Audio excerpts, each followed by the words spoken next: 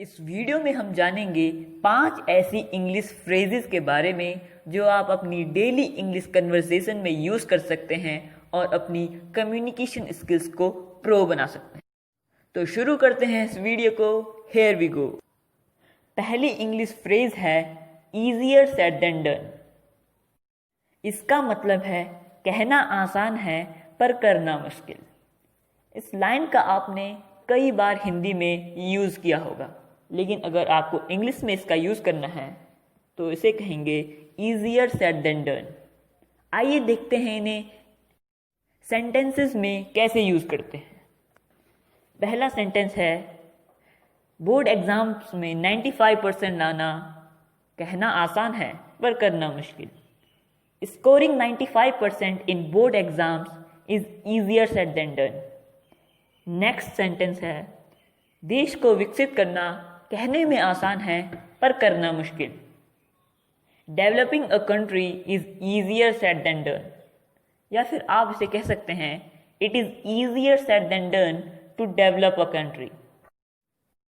अगली फ्रेज है as easy as ABC।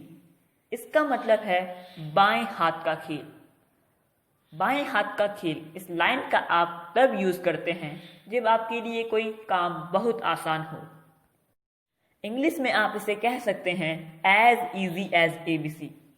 मतलब ये काम मेरे लिए इतना आसान है जैसा कि ABC। इस फ्रेज को सेंटेंस में यूज करना बहुत इजी है। छक्का मारना धोनी के लिए बाएं हाथ का खेल है। Hitting a six is as easy as ABC for Dhoni. अगला सेंटेंस आपको सिर्फ सुनना नहीं करना भी है। Clicking on like and subscribe button is as easy as ABC for you.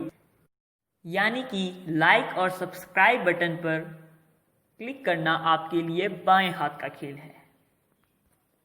अगली फ्रेज है कम व्हाट मे। इसका मतलब है चाहे कुछ भी हो जाए। इस लाइन को भी आपने हिंदी में बातचीत करते हुए कई बार यूज किया होगा और इंग्लिश में इसे कहेंगे कम व्हाट मे। आइए इस फ्रेज का यूज करके सेंटेंस बनाते हैं। मुझे इस एग्जाम में पास होना ही है चाहे कुछ भी हो जाए।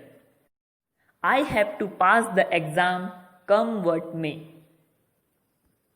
अगला सेंटेंस है तुम्हें मेरे घर आना ही होगा चाहे कुछ भी हो जाए।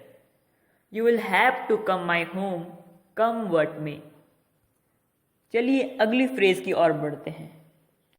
अगली फ्रेज है सूनर और लेटर।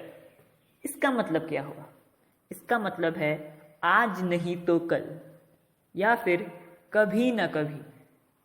इस लाइन का भी आपने हिंदी में बातचीत करते हुए कई बार यूज किया होगा।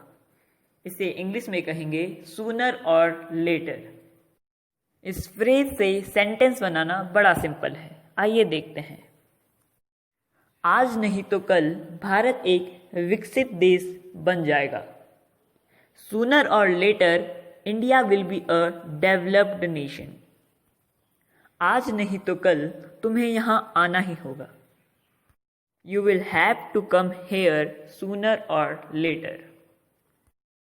आखिरी फ्रेज है last but not the least. इस फ्रेज को आपने टीवी शोज या फिर कोई स्पीच दे रहा हो तब सुना होगा। इस फ्रेज को हम लास्ट पॉइंट बताने से पहले यूज करते हैं। आइए इसे एक एग्जाम्पल से समझते हैं।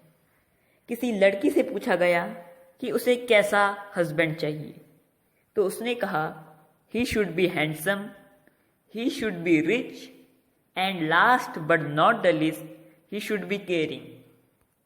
यहां पर आखिरी पॉइंट बताने से पहले लड़की ने last but not the least phrase का यूज किया। यह फ्रेज लास्ट और लीस्ट वर्ड से बनी है।